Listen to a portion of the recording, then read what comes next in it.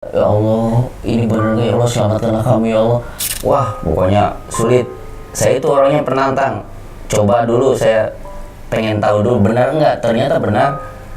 Saya sampai teman-teman saya juga sampai nangis. Kita disambut suara gamelan.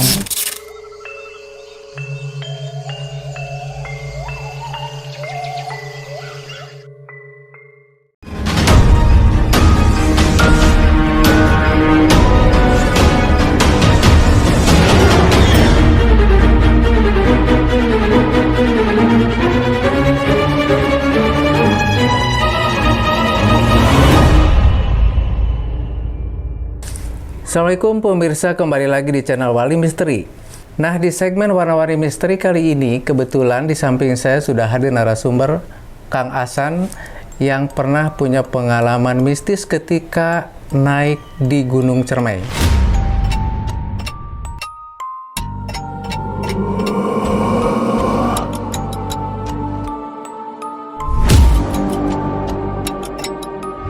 Nah, seperti apa ceritanya? Mari kita sapa.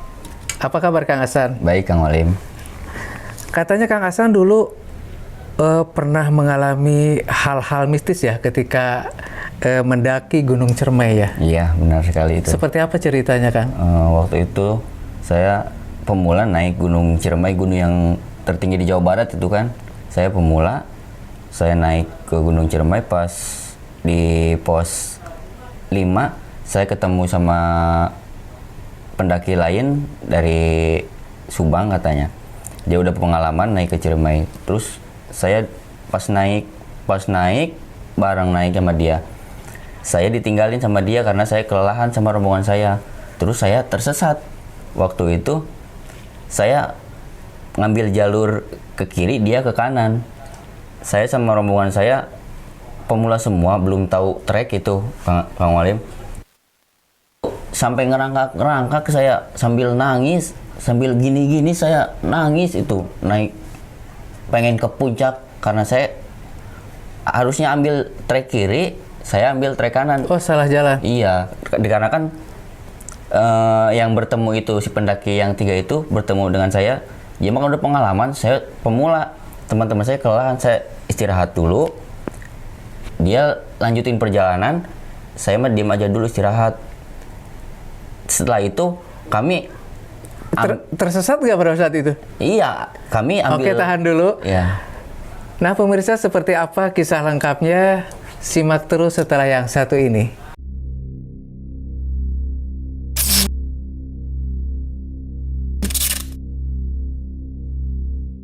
Kepada pemirsa yang sudah subscribe, terima kasih, dan yang belum subscribe, bantu subscribe, like, komen, dan jangan lupa share. Kang Asan, pada waktu pendakian Gunung Cermai itu tahun berapa? Tahun 2018 itu, Kang Walim. Pada waktu itu saya punya niat, sebelum saya nikah itu saya punya niat ke teman-teman saya pengen naik dulu ke Gunung Ciremai, gunung tertinggi di Jawa Barat. Luar biasa. Iya, waktu itu saya teman-teman saya oke. 1 minggu saya mau nikah, saya berangkat sama teman-teman saya. Berapa orang pada waktu itu? Kalau nggak salah 11 orang. 11 orang? 11 orang. Rombongan naik mobil di sini. Nyampe sana subuh, saya tiba di base camp, Linggarjati. Trek Linggarjati itu treknya trek paling seram, ada tanjakan Bapak Tere katanya. Tapi ternyata itu benar. Pengalaman saya di situ sampai nangis. Kenapa bisa nangis? Kata teman-teman saya yang udah naik, kata teman yang udah naik ke Gunung Ciremai, kalau pos Linggarjati itu treknya, wah pokoknya sulit. Saya itu orangnya penantang. Coba dulu, saya pengen tahu dulu benar enggak. Ternyata benar. Saya sampai teman-teman saya juga sampai nangis, pengen naik ke atas itu, sampai ngerangkak, Kang Walim. Aduh, ternyata benar. Bukan cerita bohong teman-teman saya kalau lewat Linggarjati. Tapi ternyata memang bukti ya, iya, seperti bukti. itu. Seperti itu buktinya. Kalau lewat. Emang pemula ya? Saya pemula, teman-teman saya pemula semua. Kan tadinya juga saya tuh sebelum saya nikah saya pengen naik dulu gunung tertinggi di Jawa Barat. Oh, ya. Kan Gunung Ciremai itu kalau nggak salah 378 mdpl dari atas permukaan laut gitu. Banyak kejanggalan kata saya malah di situ teh Pak Haji. Jadi nyampe ke lokasi itu jam berapa per waktu itu? Subuh. Pas subuh saya nyampe di pos. Kata orang pos nggak bisa naik soalnya sekarang lagi musim badai. Berhubung ada pertimbangan dari orang posnya, si penjaganya itu, karena kami bukan 1, 2, 3, karena kami 11 orang kami. Jadi ada pertimbangan, oke lah banyak teman-temannya. Jadi bisa naik, kami pendaftaran dulu, siang jam 9 baru berangkat naik. Nyampe pos 5 maghrib itu. Maghrib. Teman-teman pada kelelahan semua, kita putuskan dulu istirahat terus bentar di situ, nanti Isya kita berangkat lagi, kita masak dulu situ. Pas waktu kita masak-masak, saya sama teman-teman, bukan saya doang, teman-teman saya semua mendengar suara auman itu, auman macan.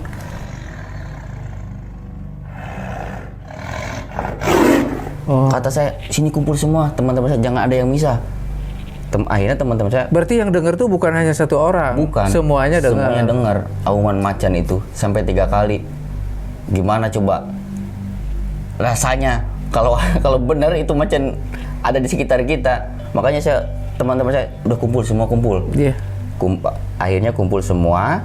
Pas udah kumpul semua, udah 3 kali auman itu udah nggak ada. Pas kita mau berkemas lagi untuk melanjutkan perjalanan ke pos selanjutnya, kita disambut suara gamelan.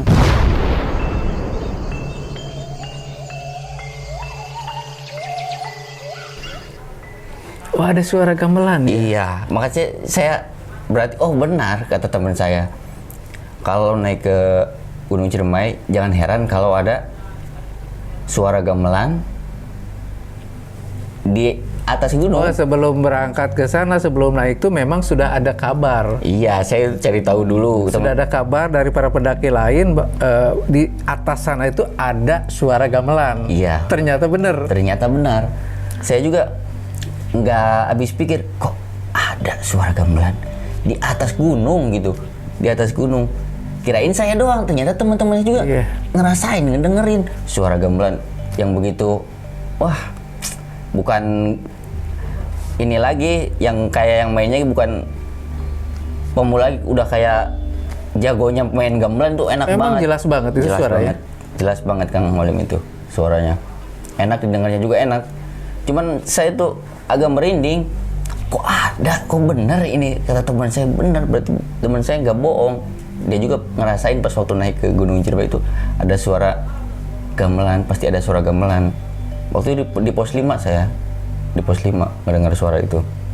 Tapi saya tetap optimis, percaya sama Yang Maha Kuasa Allah Subhanahu wa Ta'ala. Ya Allah, lindungilah kami dan teman-teman kami, kata saya itu, agar kami bisa naik ke atas, ke puncak gunung tertinggi di Jawa Barat ini. Karena kami asli orang Jawa Barat, kami ingin merasakan puncak gunung di Jawa Barat gitu.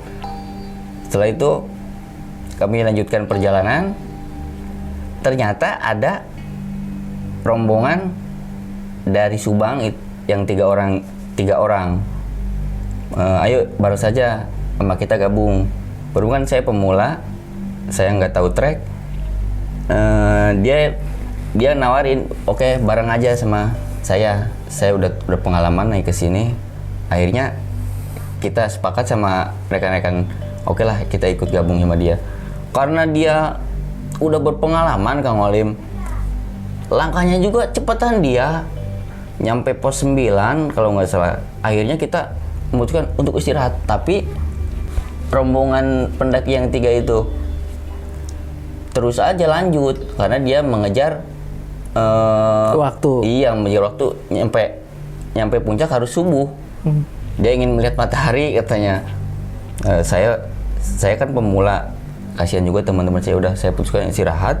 Pas di situ saya nggak ngehnya itu aturan mah kita ambil jalan ke kiri, Saya ambilnya lewat ke kanan. Saya di situ agak kebingungan sama teman-teman saya. Ini gimana ini? Sampai ngerangkak sama teman-teman saya, sampai nangis, sampai gini saya, ya Allah, ini bener gak ya Allah, selamatkanlah kami ya Allah. Alhamdulillah itu. Itu juga sebenarnya juga jalur ke puncak, cuman jalur itu jalur berbahaya sebenarnya. Itu jalur ke puncak cuman jalur berbahaya. Pas siang-siang saya ketemu sama penjaga itu, kamu lewat saya lewat ini Pak, ini. Aduh, untung kamu nyampe ke sini, itu jalur berbahaya katanya. Saya kan nggak tahu, seorang saya pemula. Pas nyampe puncak, yang lebih herannya lagi saya Kang Walim, nyampe puncak itu bukan nyampe pos 11, pos terakhir. Benar, dari awal perjalanan dari pos 1 sampai pos 2, pos 3, pos 4 sampai pos 11 ini, itu burung jalak itu dan lebah itu nyampe situ ngikutin. Bener kata teman saya juga itu. Teman saya kan cerita kalau ada burung jalak, kalau ada lebah jangan dilempar apa, udah itu kata ini petunjuk jalan, dia nemenin kamu. Ternyata benar, nyampe pos 11. Emang benar itu si burung itu memang ngikutin dari bawah sampai ke puncak. Sampai ke pos 11, pos terakhir. Enggak sampai ke puncak kan, semuanya itu kalau lewat Linggarjati itu 12 pos. Dari pos 11 sampai pos 11 udah. Karena di pos 11 itu tempat kita nyimpan barang-barang, nggak bisa dibawa naik ke atas soalnya treknya pas dia ke puncak medannya lumayan juga. Ternyata nyampe situ dia ngeliling-ngelilingin terus terbang lagi, udah kita naik ke atas. Kita bertemu sama petugas, udah jangan lama-lama di atas soalnya lagi badai. Emang lagi badai, waktu itu angin kencang banget, kita juga hampir ke bawah sama anginnya gitu kencangnya. Berhubung saya pengen sekali foto-foto dulu di situ beberapa menit lah. Cuma dikasih waktu 15 sampai 10 menit sama petugasnya karena dia sudah berkoordinasi sama semua pendaki. Dikasih waktu 10 menit sampai 15 menit untuk berada di puncak. Soalnya badai yang luar biasa ini. Takutnya ada apa-apa katanya. Saya oke Pak, saya terima. Kata saya tuh, saya mau foto-foto dulu Pak. Ya udah boleh. Saya tuh nggak Pak. Pas foto-foto sama teman-teman saya. Pas dipoto gitu, pas dibuka-buka di jalan. Emang nggak ada kabut di sana di puncaknya itu? Kabut udah kabut, angin, pokoknya wah, jalan juga udah nggak kelihatan sebenarnya waktu itu, nggak kelihatan. Cuman saya orangnya nekat sama teman-teman saya, orang pemula semua, gimana sih rasanya, senang lah gitu. Seorang pemula lewat Linggarjati nyampe puncak. Gimana rasa bangganya saya. Pokoknya kalau nggak foto-foto kita rugi, kata saya tuh. Foto-foto dulu aja. Pas foto-foto ternyata pas dicek di album foto saya tuh, foto-foto di puncaknya. Iya, di puncaknya itu. Saya tuh sama teman-teman saya nggak ngebawa. Ini tuh pas foto tuh ini jurang. Itu kalau saya, Masya Allah, nggak bakalan berani. Soalnya saking nggak kelihatan sama kabut. Kedua, kesenangan saya sama teman-teman saya, jadi nggak kekontrol gitu. Kalau tahu-tahu ini jurang, nggak bakalan mungkin lah saya bisa foto-foto. Nggak bakalan berani saya foto-foto di situ. Ngeri banget. Wih, ngeri banget. Iya. Pas pulang waktu itu saya butuhkan, udah kata saya tuh, yuk kita pulang. Kita pamitan sama si petugas itu, Pak kita duluan. Soalnya kita mau ngubur waktu untuk pulang. Ya udah, hati-hati, jangan pada berpencar. Ya Pak, saya putuskan pulang, turun ke bawah, berkemas. Pas nyampe pos 1, pos di bawah. Pas azan maghrib. Saya ke teman-teman saya, udah kita sholat maghrib dulu. Karena ada warung-warung di situ. Ada warung-warung. Kita sholat maghrib dulu. Habis sholat maghrib kita ke base camp lagi. Pas di perjalanan itu mau pulang ke base camp, saya tuh ya Allah, ternyata ini malam Jumat. Kan saya kalau di rumah tiap malam Jumat suka ngaji Yasin gitu. Setelah itu setelah sholat saya ngaji Yasin sambil berjalan diterangin lampu HP itu, lampu HP teman saya. Saya berdiri berjalan paling belakang sama teman saya berdua, namanya si Imam itu. Disenterin. Maksudnya baca Yasinnya itu sambil jalan? Sambil berjalan. Karena saya, wah ini malam Jumat, saya kan biasa di rumah kalau malam Jumat suka baca Yasin gitu. Akhirnya habis sholat di situ, saya memutuskan untuk ke base camp sambil berjalan, sambil ngaji Yasin. Saya disenterin lampu HP itu teman saya. Ternyata di pinggir saya itu ada yang ngikutin.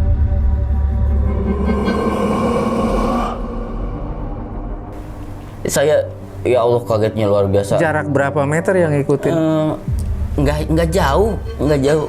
Ada dari sini ke Kang Wali mah ada ke situ lah.